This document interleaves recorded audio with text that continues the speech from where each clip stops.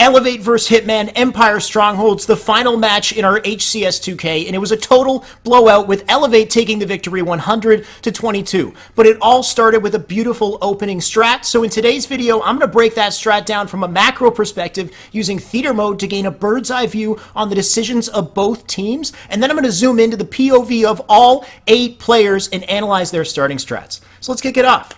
Alright, so we all know that a starting strat on Empire Strongholds has 2 main points of focus, the camo and the OS. So let's zoom out with theater mode and find out how teams split their resources to take advantage of both of these power-ups. Now, I made the smart decision to record the theater mode gameplay separately. That way, all I have to do is pause and play. It doesn't interrupt the commentary, and I will do my best with the pauses, guys. I know I get a little handsy with the keyboard sometimes, but regardless, let's check out the split. We've got a 2-1-1 split with a priority on the camo. We've got 2 players pushing in tower. We've got Spartan and Bound pushing tower. Sabinator flying into bottom mid as a flex player. His focus is to flank through Turbine to get the OS. And we've got Falcated pushing outside, a wide push towards the OS. Now we can see the red side and see how that balances up against them. And it's interesting because it's the exact same thing, but it's a reverse of what they're doing. It's a 2-1-1 split with a focus on the OS. We've got 2 players on the red bend.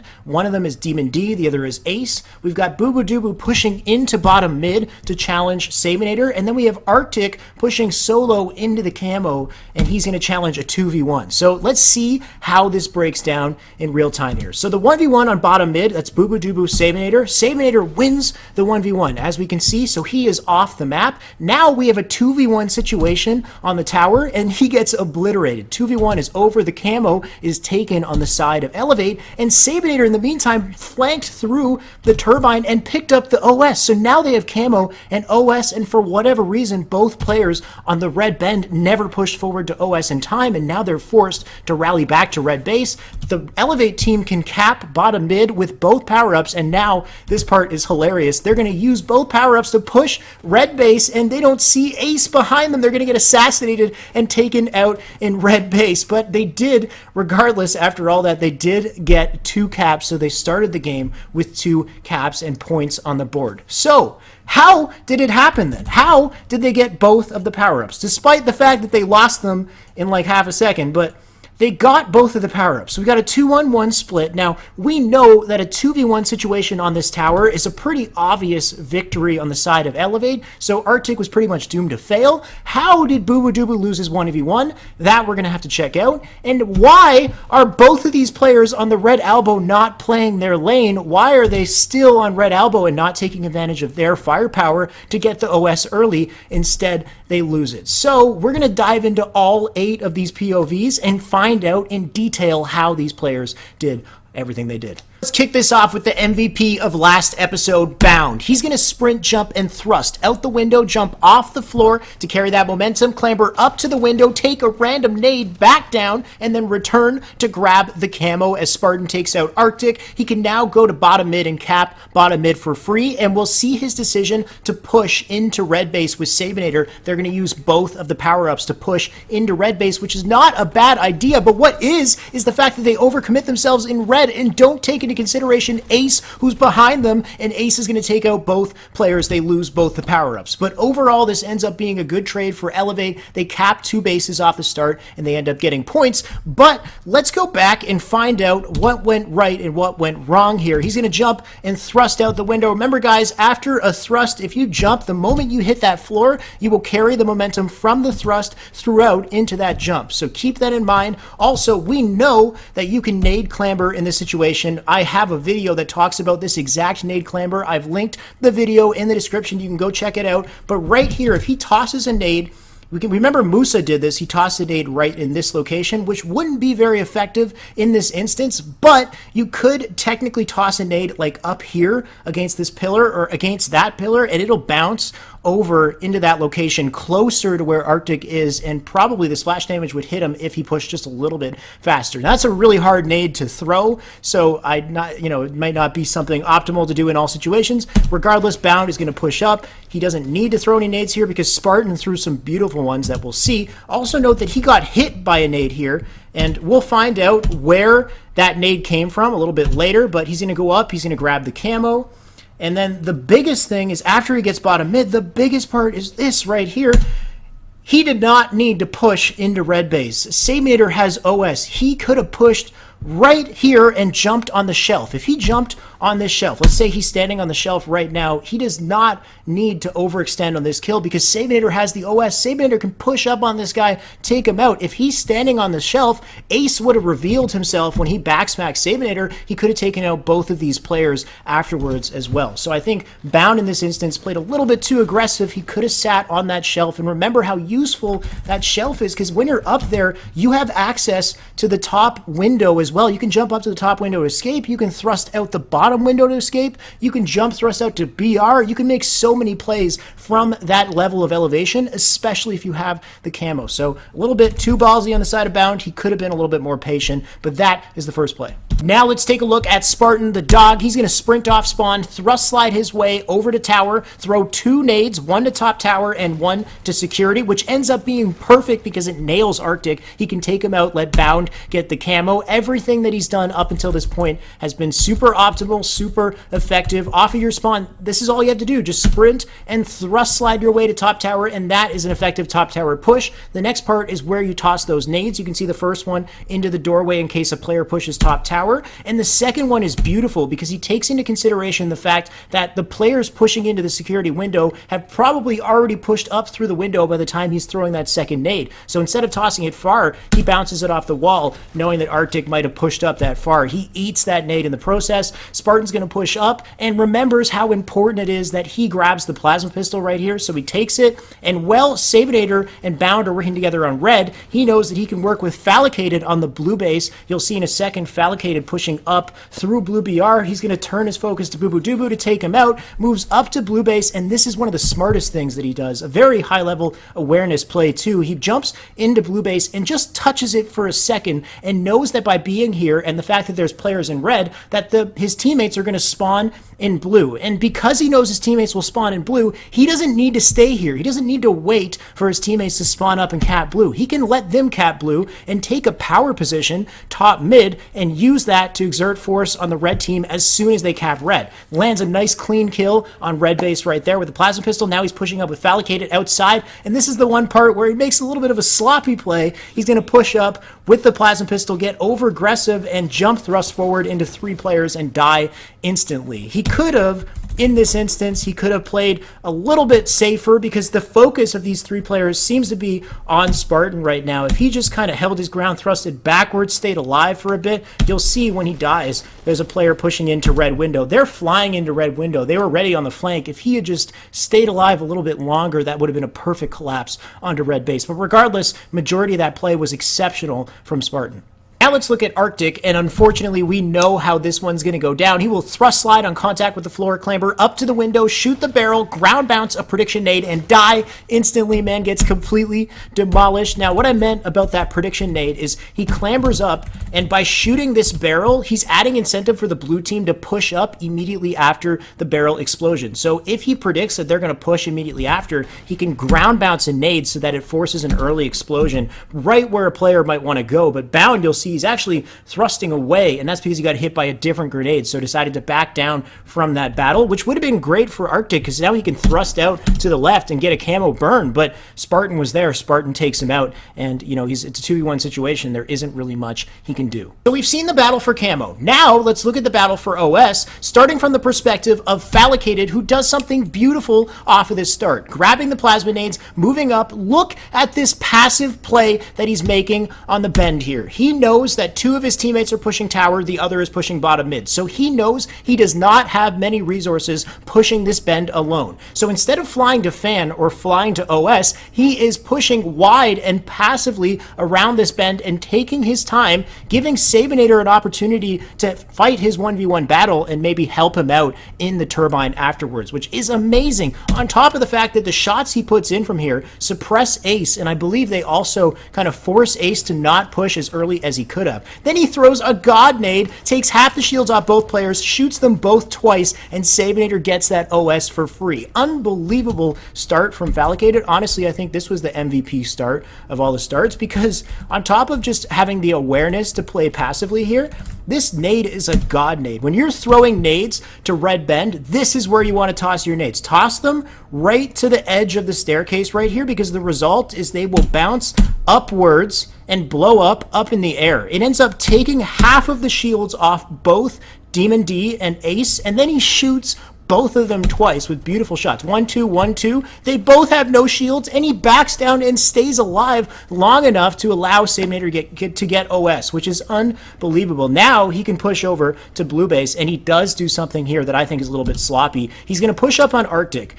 Now he falls on Arctic for that challenge, gets shot in the back from Boo Boo Doo Boo. I don't think he needed to fall. He could have jumped over to these 3 cylinders and maintained his high ground while applying pressure to Arctic, and the wall beside him, had he jumped, the wall in between the 2 windows there would have cut off the angle from Boo Boo Doo Boo trying to shoot him in the back. He may have stayed alive and won his battle to cap the blue base, but instead it ends up being a trade. Regardless, beautiful start from Falcated. Next up, the red team. And this is where things get a little controversial. Ace is going to sprint, crouch jump, skip the clamber animation, and throw a wonder nade that lands perfectly on the blue fan, but then he plays passively with Demon D. They're late to the red fan, get destroyed by Falcated, are forced to back down. You can see Sabinator is now grabbing the camo. They have to run back to the red base, and Ace decides to overextend past the cap point and see if anybody's pushing from behind through the tower, and ends up being in the best position possible to backsmack Sabinator, and then gets that nice double kill on Bound. He didn't even know Bound was there at first, so super lucky situation for Ace, and super heads up, I guess, to go past the cap point and to check and see if anybody was coming from behind. He ended up being very lucky in the process, but let's take a look at what happens here. This beautiful nade we will look at in just a second. So he tosses it. This is the point where things get a little controversial. Instead of battling with Falcated across the map, there are 2 people on this red bend. They got to play their lane and push up fast and be aggressive. Ace could have immediately dropped down and sprinted, having wall cover like over his head there. He could have thrust slid, grabbed OS, and Demon D, if he pushed to the red fan faster, he would be in a perfect position to cross whoever pushes up, that being Falcated pushing up on the blue fan. But instead, he decides to take this battle. They're both late to the fan in the process, and then they both take tons of damage and end up going down and are forced to run back to red base in the process. So I think that what they should have been doing is pushing and playing their lane and being aggressive so that they can make their way to OS. That is the way that they had organized the players in their team. They should have stuck with it. So that closes out Ace's play. Let's take a look at those nades real quick. Here's the toss from my POV. Now check this out. It's going to be hard to see with this quality, but if you can tell, there's a little line there. That's because my nade is going through this surface. That wall there is not a real wall. It just phases right through it. So if you toss a nade directly off of that, thinking you're going to bank it over to the fan, that is wrong. It goes through that. The next nade I throw is too high, but then after that, you'll see where you want to be tossing them. You want to toss it at around here, anywhere in this line. It looks like it'll go through this point right here, but it's actually an invisible wall. So if you toss it anywhere on the upper area, like right across here, it'll bounce off. You'll see right now, I'm going to toss about 3 of them, 2, 3. That's an invisible wall there. It just bounces and it'll land over to the fan. So don't toss it too high onto that wall, the area that it looks like it should be bouncing off of, because that does not exist. It'll just go right through it. Right back to where we left off, we have an interesting start from Demon D, who's going to thrust slide to red bend and then turn his attention to tower instead of playing his lane. He's tossing nades from red bend to back of blue tower. They end up being amazing nades. You'll see he gets a hit marker on Bound, and that's why Bound randomly loses 3/4 of his shield, because Demon D throws amazing nades across the map. But should he be doing that? Should he be focusing his attention on tower instead of using the extra manpower on red bend to fly at the OS? Like, what is Demon D's intention there? Because if he tosses nades and he gets a hit marker, how is he realistically going to shoot that guy and finish off a player that far across the map? Instead, he should be using his attention on the lane right in front of him and using that manpower to dive on the OS and make sure they win that side of the map. I understand why he did what he did, and that's because their push is imbalanced. Arctic clearly needs help to get that camo. He's alone on that camo push. But should Demon D be the one to help him get camo? I don't think so, and I'll explain why in the next little bit. And finally, we have our 1v1 Sabinator versus Boo Boo Doo. They are going to do the same thing off of spawn. Sprint forward, jump, thrust slide, hitting the floor, get into a battle bottom mid, and Sabinator comes out the victor. He's able to now push up and grab that OS for free, as we've seen many times. The main reason why I believe he wins that battle is because he does his thrust slide a fraction of a second before Boo Boo Doo does his thrust slide, and he gets the first shot. Having first shot in this situation, in a situation where they both don't have thrust and they both don't have options for easily escaping, Sabinator is basically going to win that 100% of the time unless he chokes hardcore. So right here, first shot wins the battle. Boo Boo Doo tries to jump up to find an option to escape, but he ultimately doesn't have a thrust, so he's in a horrible position, and that's why Sabinator wins it. So how does it look from Boo Boo's perspective? Well, he sprint jumps, thrust slides into bottom mid, and loses his battle with Sabinator. Now, I actually missed it. It looks like he does actually fire a shot, misses the first shot, and then gets into the battle on the second shot, meaning that he was a shot behind, loses the battle as a result. That's literally what the differentiating factor was, and it's because they both thrust slide in and commit themselves to bottom mid.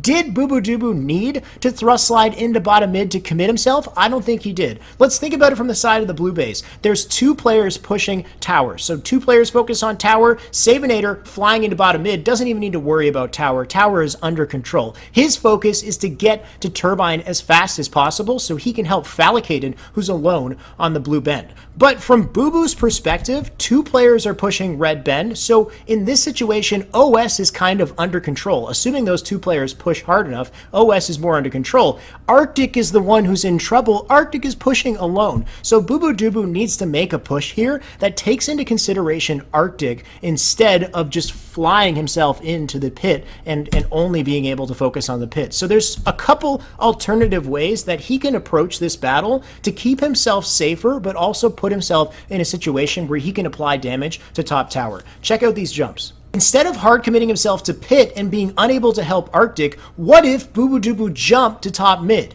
Here's 3 ways to get to top mid on my POV: sprint, and then jump, thrust, hold crouch, activate stabilize, and clamber up. From here, you've got cover to your left. You can land shots in on Spartan, and then Demon D does not need to focus all the way across the map and throw nades anymore. He can focus on his lane while Boo Boo Doo applies pressure to top mid. And here's another way to get there. So turn back around. I'm going to sprint and then thrust slide, and then hold crouch, activate stabilize, clamber up. By thrust sliding, I burn my thrust slightly earlier, so I'll get my thrust back slightly earlier that I can use in a future battle like one against Sabinator as he tries to get into the turbine. And of course, by doing this, we are ignoring Sabinator. We're giving Sabinator an opportunity to jump up to turbine for free. So here is a third way to get to top mid. This is an advanced way to do it, and pretty damn sick, to be honest. You can sprint, jump, and thrust slide off of the ledge here, throw a nade at the same time as you clamber up, and then toss a nade over into Spartan. And that accounts for 2 options. If you throw a nice nade